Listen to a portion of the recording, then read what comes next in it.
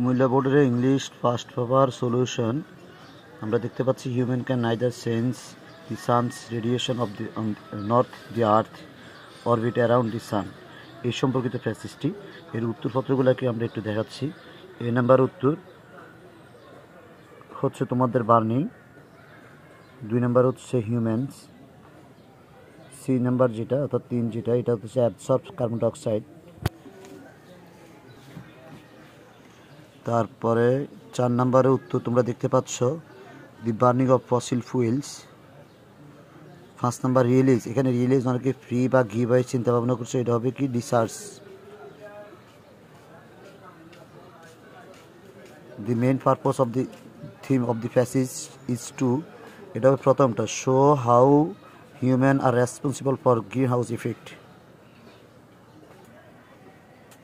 2 নং প্রশ্নের আনসারিং কোশ্চেনের প্রথম যে প্রশ্নটা সেটি হচ্ছে what is the effect of burning fossil fuels. এই উত্তরটি আমরা এইভাবে দিব, তোমরা একটু খেয়াল করো।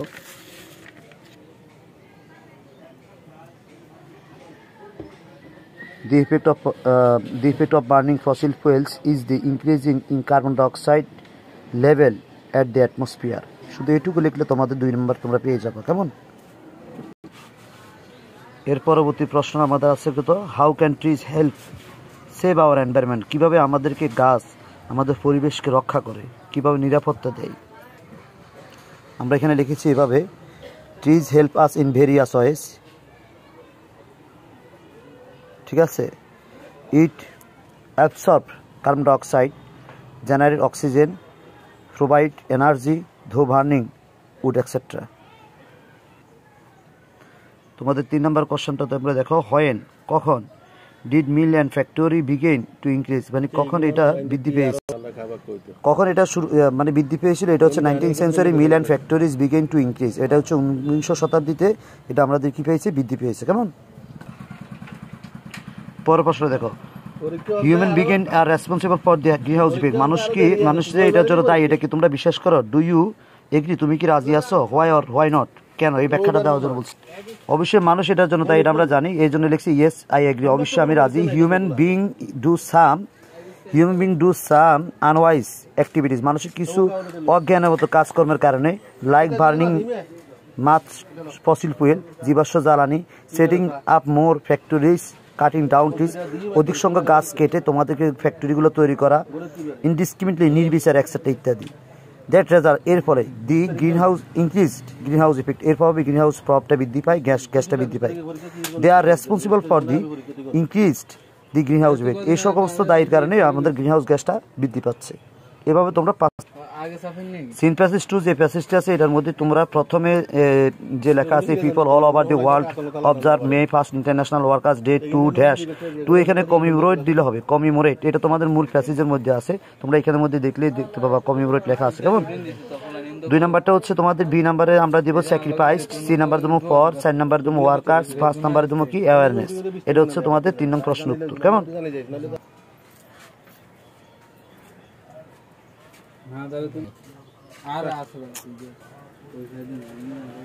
আমাদের unseen passage number 2 unseen passage number 2 থেকে আমরা এই যে টেবিলটা তোমরা করবে, পূরণ করবে।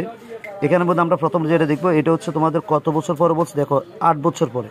তো 8 বছর পরে 70 সালে যদি জন্ম হয়, 8 বছর পরে এখানে হবে 78 হবে। এখানে অনেকে 77 বলে, বছরের ক্ষেত্রে কখনো ইয়েটা হিসাব করেন, এখানে 1778 আমরা ব্যবহার করবো, কেমন? তারপরে বলা হচ্ছে তোমাদের এখানে 1791, আমি একটু প্রমাণ সহ দেখাচ্ছি তোমাদেরকে।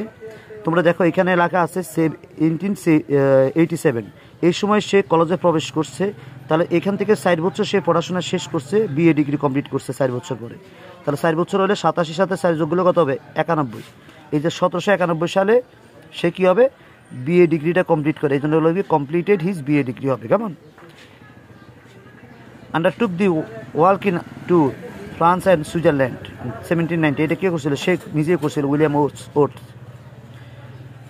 তারপর এখানে একটু কনফিউশন আছে আমাদের, এখানে তোমরা অনেকে অত ভুল করতে পারো। He wrote the his most famous poem, এটা আমি একটু বুঝাই দিচ্ছি তোমাদেরকে। তোমরা এখানে দেখো এখানে লেখা আছে ইন 17, একটু জুম করে দেখাচ্ছি তোমাদেরকে, in 1799 after a visit to Germany. এখানে জার্মানিকে ভিজিট করছিল, কিন্তু সে মূলত তো জার্মানিতে যায়নি, জার্মানিতে সে জন্মগ্রহণ করেনি। সে জন্মগ্রহণ করছে কোথায়? তোমরা একটু উপরের দিকে তাকালে বুঝতে পারবা, সে জন্মগ্রহণ করছে ইংল্যান্ডে। তাহলে এই জায়গাতে আমাদের ইংল্যান্ড হবে, এখানে ইংল্যান্ড হবে। কেমন? আমরা একটু আন্ডারলাইন করে দেখাচ্ছি। এই দেখো, তোমরা এখানে তাকালে দেখবে ইংল্যান্ডে সে জন্মগ্রহণ করছে।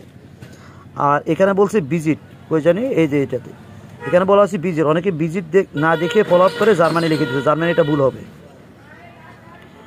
আর সর্বশেষ যেটা, সেখানে একটু ত্রুটি হওয়ার সম্ভাবনা আছে তোমাদের, সেটা হচ্ছে হি বিকেম এ পয়েট, হ্যাঁ, লেওরেট। এইটাখানে দেখো, এখানে হবে 1843। কারণ হচ্ছে কি, এখানে 42-তে সে was given the government writer and রাব কটেজ ইন 1884।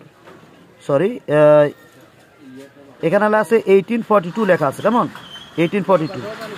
এখানে গিভেন দি গভর্নমেন্ট বলছে pensions and the following year become a poet laureate. এখানে যে ফলোয়িং শব্দটা আছে, ফলোয়িং মানে পরের বছর, তাহলে 1882 সালে সে এসেছে, তার পরের বছর বললে এখানে হবে কত? ফলোয়িং হওয়ার কারণে তার পরের বছর হবে, এই জন্য হবে 1883।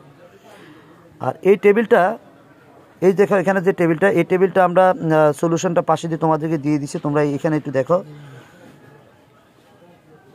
এটা হচ্ছে 1 + 5 + 2, 1 + 5 + 2, অর্থাৎ এর লগে 5, তারপর 2, b + 4 + 1, c + 1 + 5, d + 3 + 3, e + 2 + 4। এটা হচ্ছে তোমাদের টেবিলের সলিউশনটা।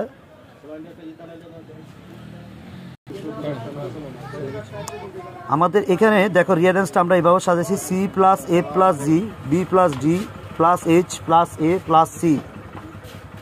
এভাবে তোমরা অর্থটা মিলাই নিবে, দেখবে। বাকি রাইটিং পার্টগুলো তোমরা নিজেদের মতো করে আনসার করবে। ধন্যবাদ।